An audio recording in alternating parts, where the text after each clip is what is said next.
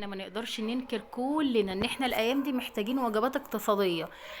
فراخ قليله، لحمه قليله، ويا سلام كمان لو من غير فراخ ولحمه خالص. فانا النهارده بقى جايبه لكم وجبه، او جايبه لكم فكره حلوه قوي، واقل من ربع كيلو لحمه مفرومه، وهتشوفوا دلوقتي بعينيكم ازاي عملنا كميه كويسه قوي من اقل من ربع كيلو لحمه مفرومه.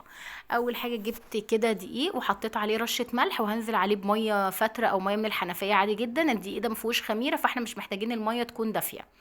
تمام، وهقعد اعجن بقى ايه في الدقيق كده. طبعا يوي واقفه جنبي، فانا مش عارفه اعجن كويس وهتلخمني، وهتشوفوا انتوا الدنيا دلوقتي هتبقى ملخومه قوي، بس انا عايزه اوصل لكم الفكره ان الدقيق ده من غير خميره، يعني الدقيق ده عليه رشه ملح وميه لحد اما الدقيق يلم معاكي. طبعا انا هنا سايبه علبه الدقيق مفتوحه علشان لو حسيت ان انا زودت الميه اخد بالمعلقه كده شويه دقيق بشويه دقيق صغننين جدا، وابدا ان انا ايه اعجن. تمام، وكمان حطيت على المفرش السيليكون ده، او حطيت كمان على على الرخامه دقيق، ايا كان انت بتعجني على ايه.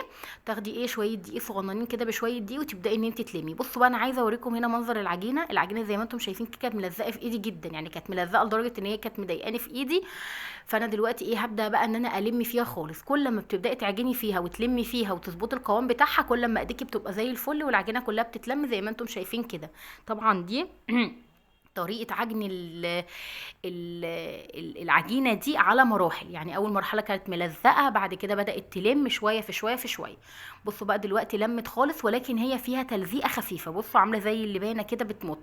هنا بقى جبت لحسة زيت أو شوية زيت صغننين قوي، حطيتهم في البولة كده، وهبدأ إن أنا أشيل العجينة. واخدين بالكم من القوام بتاعها بتلزق، ولكن ما بتمسكش في الإيد.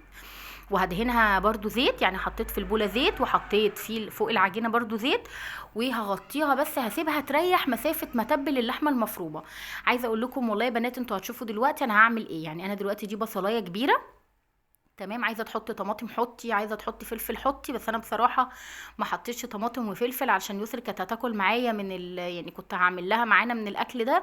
ولكن الطماطم هي ما بتحبهاش قوي، والفلفل طبعا حامي عليها. فانت لو عندك عايزه تحطي فلفل رومي حطي، طماطم، الكلام ده كله كله بيزود من طعم اللحمه.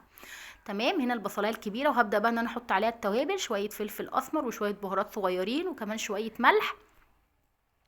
تمام، وهقلبهم كده بس في البصلايه. طبعا انا فرمت البصله كويس قوي، دول ربع كيلو لحمه يا بنات، يعني بصوا دول ربع كيلو لحمه مفرومه. تمام.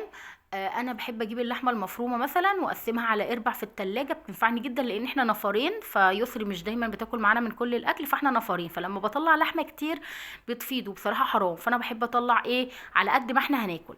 تمام، بصوا بقى ما شاء الله كميه اللحمه عملت ازاي من البصلايه الواحده الكبيره. لو عايزه بقى تحط طماطم وفلفل هتزيد معاكي كمان. يعني انا بصي بديك الطريقه عامله ازاي، حاجه تحفه. وعايزه اقول لكم يا بنات، هنعمل شويه حواوشي او عيش باللحمه رهيب. ولكن ده عيش باللحمه اللي بيستوي على النار من فوق، مش اللي بالخميره بيتحط في الفرن. هنا بقى كانت مسافه معجنه اللحمه كانت خلاص، العجينه كانت ريحت، حطيت بقى شويه دقيق كده على المفرش. وهبدا ان انا اعمل العجينه اعملها مثلا طويله كده، فاهمين؟ يعني علشان اقطعها كور، انتوا فاهمين قصدي؟ طبعا انا عملت على قد برضو ما احنا هناكل بالتقريب كده، يعني انا هقطعها تقريبا 5 كور، مش هقطعها اكبر من كده. انت بقى لو عايزه اكتر بتزودي في الدقيق، بتزودي في في اللحمه. انا بس بديك الفكره على قد ايه، على قد عدد الانفار. انت كمان ممكن تقللي اللحمه اكتر من كده. وعلى فكره ممكن العجينه دي تعمليها باي حشوه، يعني ممكن تعملي حشوه فراخ، ممكن تعملي حشوه بسطرمه، ممكن تعمليها حشوة جبن. بصي اي حاجة ممكن تعمليها حشوة البطاطس. يعني بصوا الحواوشي ده فظيع، وبيبقى تغيير كمان في الاكل. مسكت بقى هنا اول كورة خالص قطعتها، هبدأ من اول كورة. تمام، وهبدأ ان انا ايه ما رفعتهاش قوي، يعني فردتها بس ما رفعتهاش قوي. وخدت كده كورة من اللحمة برضو ما تكونش كبيره. العيش ده يا بنات لازم اللحمه تبقى رقيقه فيه، ما تبقاش كتير، وده ميزته يعني ان هو بيرمي معاكي كتير، وفي نفس الوقت مش بتمليه لحمه قوي. وبدات ان انا اقفل الاطراف على بعض كده. تمام، وهبل ايدي بس دقيق، يعني عارفين انتوا لو هبطط ايدي دقيق عشان وانا ببطط على العجينه ما تلزقش. وببدا ان انا ايه ابططها كده، بعملها على شكل السندوتش او الرغيف المقسوم نصين. وايه وهحطها على البلانشه دي لحد ايه لما اقفل العجينه كلها، عشان ابدا ان انا اسويها معاكم مره واحده. لكن انا لو بعجن مثلا ما بصورش، اللي بعجنه بحطه على النار على طول، فاهمين قصدي؟ يعني بنجز وقت، بس عشان التصوير فحبيت ان انا ايه اعمل معاكم خطوه بخطوه. هنا برضو فردت نفس الحاجه، نفس الكوره اهي. كل ما الكوره بتبقى اكبر في العجين، كل ما بتكبر معاكي، كل ما الرغيف بيبقى اكبر. تمام، بتعملي سمكه مش رفيع قوي يعني. وبصوا يعني انتوا كمان تلاحظوا والله العظيم انا حاطه فيه لحمه كتير، يعني مش لحمه كمان قليله، بس هو اصلا مش بيحتاج لحمه كتير العيش ده. بس تمام، انا بقى الباقيين هكملهم مع نفسي، يعني انا عملت معاكم رغيفين وهكمل بقى الباقيين مع نفسي. وتبداي بقى ان انت تبططي كده تمام، وتسوي بس الحروف على بعضها بقى ايه، وتبطني ايدك دقيق علشان ما تلزقش في العجينه.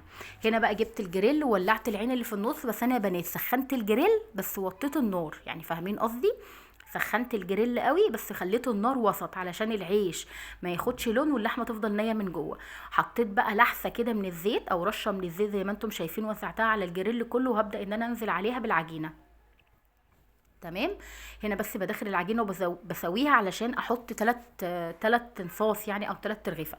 المدور ده بتاع يويو، عملته لها هو مدور كده يعني شكل تاني يعني لوحده، فاهمين قصدي؟ وهنا بقى ببدا ان انا كمان احط زيت من فوق الوش وهقلب. طبعا انا فصلت الفيديو لحد لما استوى من تحت وايه، وبدات ان انا احط زيت على الوش واقلب ايه، واقلبه على الناحيه التانية. شايفين بقى اللون ده حلو قوي. اول حاجه يا بنات، انت لو عليتوا النار قوي هتلاقي العيش اخد معاكي لون بسرعه قوي واللحمه من جوه نيه، فاحنا عايزين النار تبقى وسط. تمام، لما النار بتبقى وسط اللحمه هتستوي والعيش هيستوي وهياخد لون حلو قوي. عايزه تغمقي اللون عن كده غمقي، بس انا عندي محمد مش بيحب الحاجه المحروقه، مش بيحب الحاجه تبقى غامقه قوي، يعني مش في كل الاكل بيحب الحاجه غامقه قوي. هنا برضو عملت نفس الكلام، جبت اخر رغيفين عشان قلت لكم ان احنا كنا عاملين 5 كور. جبت هنا برضو رغيفين تانيين اللي هم اخر رغيفين، وبرضو حطيت زيت، لحسه زيت كده، ومن فوق برضو حطيت لحسه زيت. تمام، واول ما يستوي من تحت كده هبدا ان انا اشوف. بصوا اول ما استوى قلبته واتعمل من الناحيه التانية. بصوا بقى يا بنات منظرهم. عملت بقى جنبه شويه مكرونه، وعايزه اقول لكم والله يا بنات كانت اكله ملهاش حل، طعمها تحفه تحفه تحفه. جربوها وقولوا لي رايكم في الكومنتات، ولو حد جربها هينزل لي التطبيق بتاعه في الكومنتات. وبس كده، وبحبكم جدا، واشوفكم في فيديوهات كتير قوي جايه كلها ان شاء الله اكلات اقتصاديه.